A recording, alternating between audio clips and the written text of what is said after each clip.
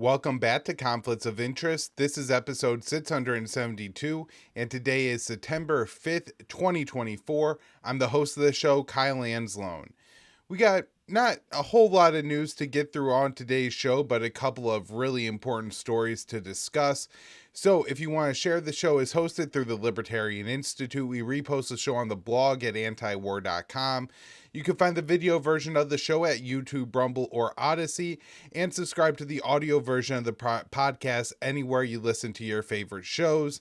Additionally, you can follow all the work that I publish by following my Twitter account, Kyle Anzalone _, and I will also post any updates there regarding my paternity leave, as we are expecting my first little girl to be born any day here in the next few days. So if you don't see a show in your feed, I'm just going to take a couple weeks off to enjoy, my new little baby coming.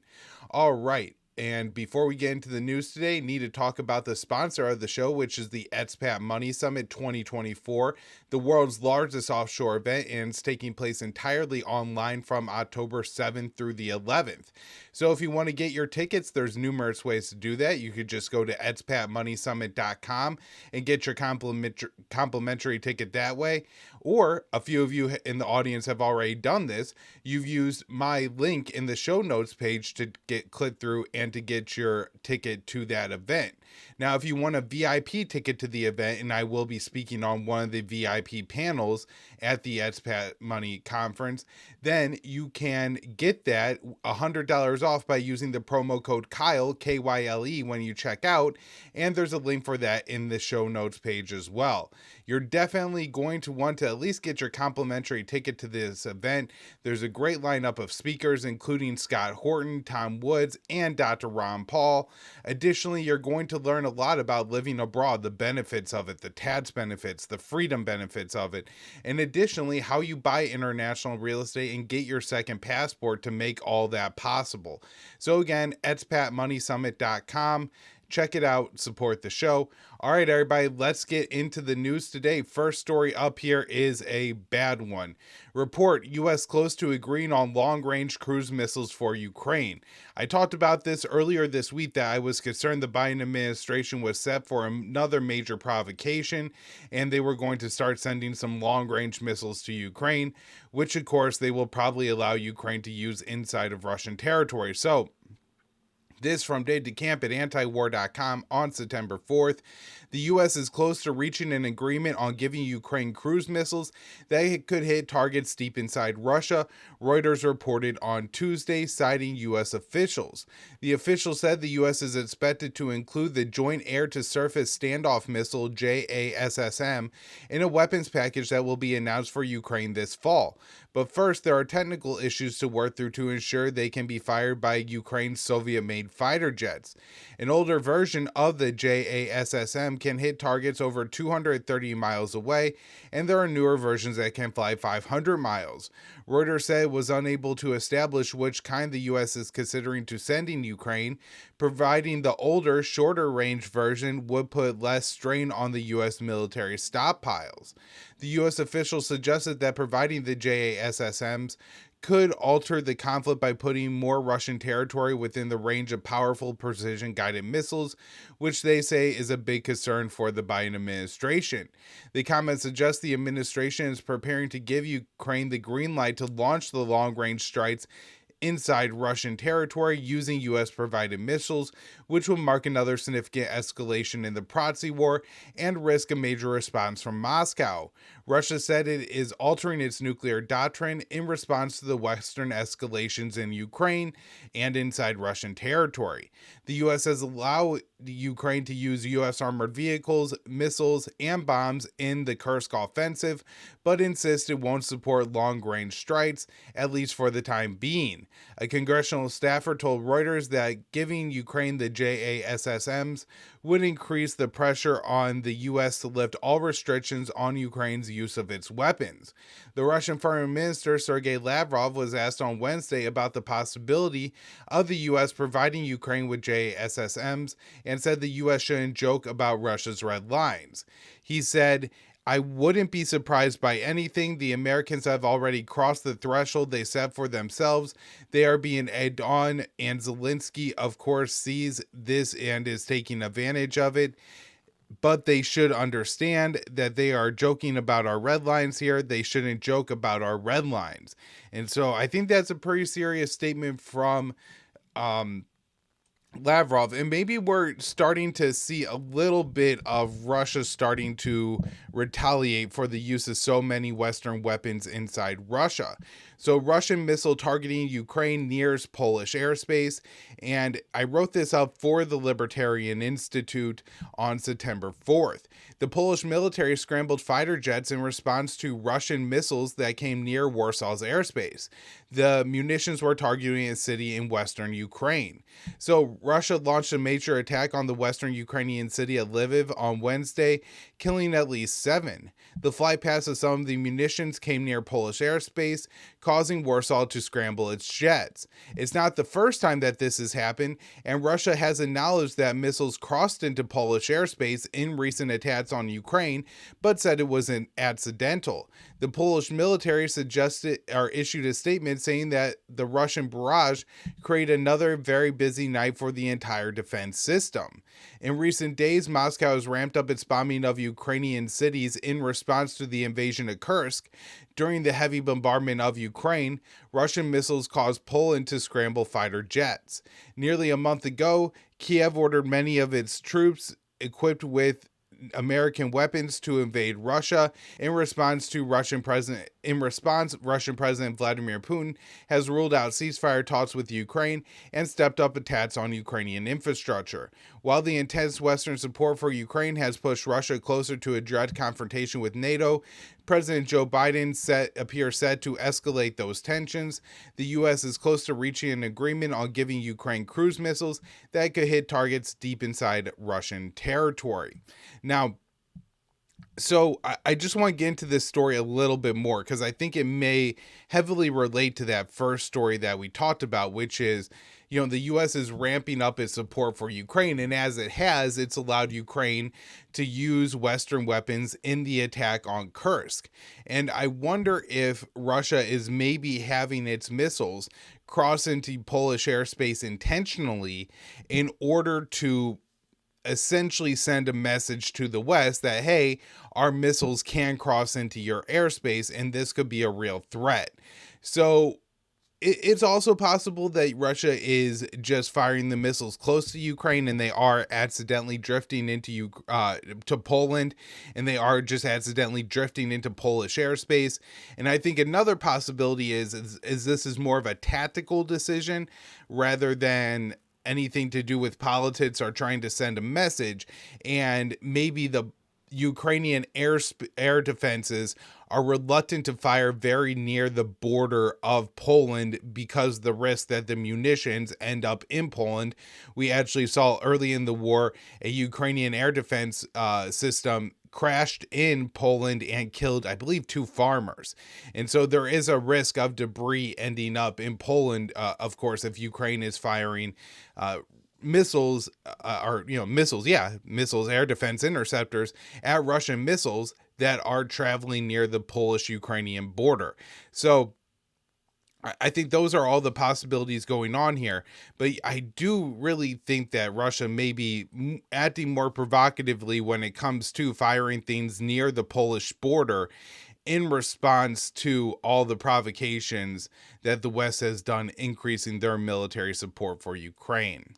All right, next up here, this one about Ukraine. Ukraine's foreign minister resigns amid government shakeup.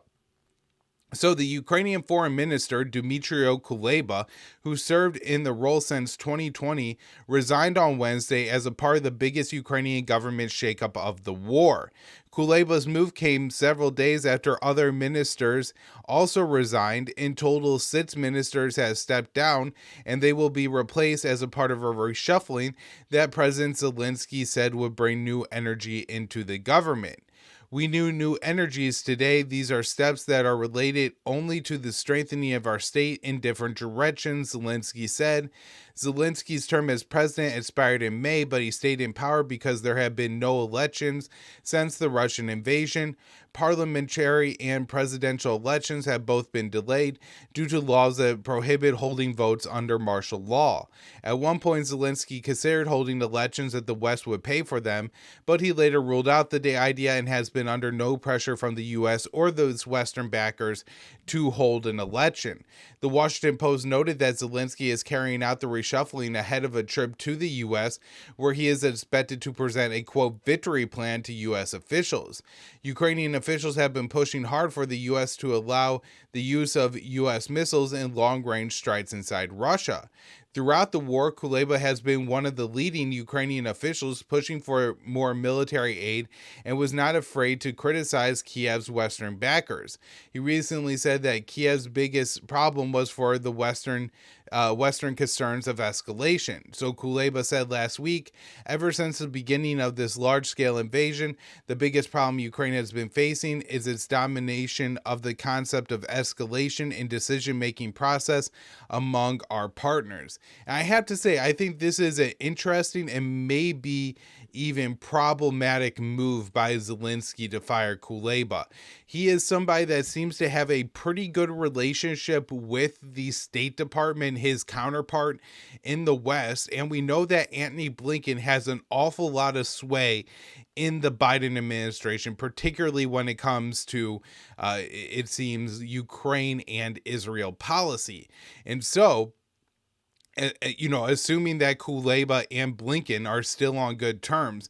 And apparently, when this war broke out, it was only the State Department's intelligence agency, of all the intelligence agencies that exist throughout the U.S. government, that believed Russia was actually going to invade. And a member of the State Department, who is now in charge of a different portion of the U.S. intelligence apparatus, I believe his name is Bert Holmgren, passed some intelligence to Kuleba that helped alert the Ukrainians, and apparently that was important to them holding off the initial Russian push to invade Ukraine. And so I'm not necessarily saying that Kuleba leaving the government is a sign that it's about to collapse, or that they can't put somebody in that position that also will have a good relationship with Blinken and Sullivan, and it will be beneficial for the U.S. But I do think that personality matters a lot in the White House, and the fact that Kuleba seemed to have the ability to push Washington to give, because remember, at the start of this war, Biden wasn't going to give even long-range artillery shells to Ukraine. It was just going to be shoulder-fired anti-armor systems and anti-aircraft systems. And now we're giving Ukraine long-range cruise missiles. And so there's been a significant escalation in Western support beyond what Biden said would cause World War III at the start of the conflict. And at least a portion of that, I think, is due to Kuleba's politicking within the State Department and pushing Antony Blinken. And so this could be a major mistake by Zelensky if he doesn't find somebody who's equally able to be effective in the halls of the U.S. State Department. Our next up here, moving over to the Asia Pacific. U.S. to set up military repair hubs in 5 Asian Pacific nations. So the Pentagon is prepared to establish new military repair hubs in 5 Asia Pacific nations amid a buildup in the region and aimed at China. So sources said that the hubs will be set up in Japan, South Korea, Singapore, the Philippines, and Australia. The project, known as Regional Sustainment Framework, or RSF, envisions a global network of repair facilities for the U.S. planes, ships, vehicles, and other warfighting equipment. The idea is to create facilities to repair and maintain equipment closer to the deployment area rather than bringing it back to the U.S. The Pentagon plans to launch pivot programs in the Asia Pacific and establish similar military hubs in Europe and Latin America. The focus on the Asia Pacific is part of the military buildup that's being done explicitly in the name of preparing for a future war with China. U.S. military officials are openly discussing a future direct conflict with Chinese military, despite the risk of it turning nuclear. In July, Chairman of the Joint Chiefs of Staff, that's General Charles Q. Brown, Jr. was asked if he believed the U.S. could beat China in a war over Taiwan. He said, "Yes, I am fully confident in our force. We are the most lethal, respected combat force in the world today." So Brown acknowledged that the war would be the largest conflict since World War II and said the U.S. was preparing for it by stockpiling weapons, ammunition, and other types of supplies. These will be major conflicts akin to what we saw in World War II. So we're going to have to come to grips with that. And so, again, we have the U.S. preparing for this war, while it's also preparing to ramp up the conflict in Ukraine even further, and has already shipped Israel 50,000 tons in weapons. All right, let's get into what some of Israel is doing in the Middle East. And once again, it's absolutely horrific. We'll start with the West Bank today. Gallant says Israel mowing the lawn in West Bank, but it will also need to pull out the roots. So the Israeli Defense Minister Yoav Gallant said Wednesday that the Israeli military was mowing the lawn in the Israeli-occupied West Bank, but will eventually need to pull out the roots. He said, David explains here in his article that mowing the lawn is a term the Israeli military used for its bombing campaigns in Gaza pre-October 7th. The idea was that the raids would reduce Hamas's military capability but not eliminate it, and it would eventually go back, requiring another bombing campaign. And on just to tack onto that, the idea that they would have to mow the lawn is because they treat the Palestinians and the conditions in Gaza are so deplorable that the Israelis understand that some people are going to want to take up arms and fight against them and fight for just a moderate amount of freedom and economic opportunity, which the people of Gaza do not have since they live in an effective open air prison. And so essentially, I think you have an admission here from Gallant that Israel has done the same thing to the West Bank over the past year, really since the new Israeli government took over at the end of 2022. And that is to make the conditions in the West Bank so unlivable, so brutal that, they're talking about changing the situation on the Al-Aqsa Mosque and things like that. Major provocations for the Palestinians. Is creating an armed resistance against the against the Israelis. And so now they feel they have to mow the lawn in the West Bank as well. So Gallant said, the process is an attack to prevent terror. We are mowing the lawn, but the movement will also come when we pull out the roots. That must be done, Gallant said. And you wonder what he's thinking when he says pull out the roots, if that means remove the population entirely, and if he considers what's being done in Gaza right now as pulling out the roots, that ethnic cleansing campaign. So back to today's article here. Israeli settler and military vehicle violence surged in the West Bank amid Israel's genocidal war in Gaza. The Israeli government has also approved new major land grabs in the occupied territories, and settlers have been taking over Palestinian homes. The Israeli actions have naturally led to an increase in armed Palestinian resistance. Gallant said these terror organizations that call themselves all kinds of names in Nur Shams or Talkram or Farhar or Jenin, they should be wiped out. Every such terrorist should be eliminated, or if they surrender, arrest them. There is no other options. Use all force, everyone who is needed with full strength.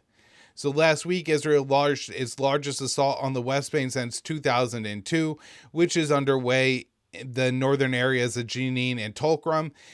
An Israeli outlet reported Israel is planning more escalations in the West Bank and now considers the territory the second most critical front immediately after Gaza. And the Israeli Foreign Minister Israel Katz basically said that the war in the West Bank is going to be like the war in Gaza. So according to the Palestinian Health Ministry, 33 Palestinians have been killed in Israel's operations in the West Bank since it was launched last Tuesday. A total of 685 Palestinians have been killed in in the West Bank since October 7th. And this is a very real threat that we are looking again at, the very real threat of an ethnic cleansing campaign being kicked off in the West Bank very soon, if it's not already underway, just in a very kind of smaller and limited scope when it comes to the northern half of the West Bank, the northern part of the West Bank, Jenin, Tulkrum, and we'll see if they look to expand it from there. All right, next up here, a little news on Gaza. Israeli forces killed 42 more Palestinians in the Gaza Strip. So Gaza's health ministry said Wednesday that 42 more Palestinians were killed by an Israeli assault on the besieged territory in the previous 24-hour period, and another 107 were wounded. So the new casualties bring the total death toll to 40,861 and the number of wounded to 94,398. The health ministry numbers do not include the Palestinians who are missing and presumed dead under the rubble, which is estimated to be at least 10,000, but even that number seems a little dated at this point. It also doesn't count the number of people who have died due to indirect causes of the war, and that's estimated to be by some doctors and nurses who were in Gaza at about 94,000, with the Lancet, British medical journal, estimating that based on the destruction that it had occurred by July, that the total number of indirect deaths can reach 186,000, although it's unclear, what number we should be looking at that point, because that number was assuming the July numbers. It would seem to push up to 200,000 or more, assuming the numbers we're looking at here in September. So Israeli strikes were reported in Gaza on Wednesday across the territory, including the southern city of Gan Yunis, the central Nusra camp, and the areas and in northern areas, including Gaza City. There is no end in sight to the violence, as Israeli Prime Minister Benjamin Netanyahu continues to demand indefinite control of the Philadelphia corridor, which is part of his efforts to sabotage the chances of a hostage and ceasefire deal. The U.S. claims it's pushing for a ceasefire, but continues to ship weapons to Israel, support that is crucial for Israel to sustain its genocidal war in Gaza. All right, so wrapping up the show here today, this one from Jason Ditz at antiwar.com on September 1st. Israeli strikes kill woman, wound at least 5 in southern Lebanon. So Israel carried out attacks in southern Lebanon today, hitting several towns and villages. The Lebanese health ministry is reporting that a woman was killed and at least 5 were wounded, including a 12-year-old boy. The woman was killed and 2 others wounded in the village of Kurubaraka when Israeli artillery fire hit the area. An airstrike was also reported in Hudala, which wounded at least 3 people. The Israeli military said that the attack on the village was because it had been the source of Hezbollah rocket fire in the last few days. The fact that a woman and child was killed does not make it appear Hezbollah was targeted. Hezbollah responded by firing an estimated 65 rockets against northern Israel, in the largest rocket attack by the organization so far this month. Israeli officials insist there were no casualties, though there were reports of fire caused by the rockets. Israel retaliated to the retaliation by firing more strikes against southern Lebanon. It is not clear what was hit in these attacks. Israel and Hezbollah have been trading strikes on a near daily basis for months. The strikes began in October with the start of Israel's war on the Gaza Strip, and has escalated in Lebanon in recent weeks, as Israeli officials talk of launching a major invasion into Lebanese territory. All right, everybody, again, thank you so much for tuning into the show, and we will be back possibly with another episode tomorrow. It's looking unlikely that there will be any episodes next week, and I'm very much anticipating that, just looking at the calendar here, the weeks starting with Monday, September 9th and Monday, September 16th. Don't expect shows that week, and then we will return Monday, September 23rd. But all that, it's still a little tentative at this point, and it assumes that, birth goes well, health of mother and baby are great, and so everything, could proceed as normal, but I'm very much hoping that's the case. And again, we should have an episode out for you tomorrow. Thanks, everyone.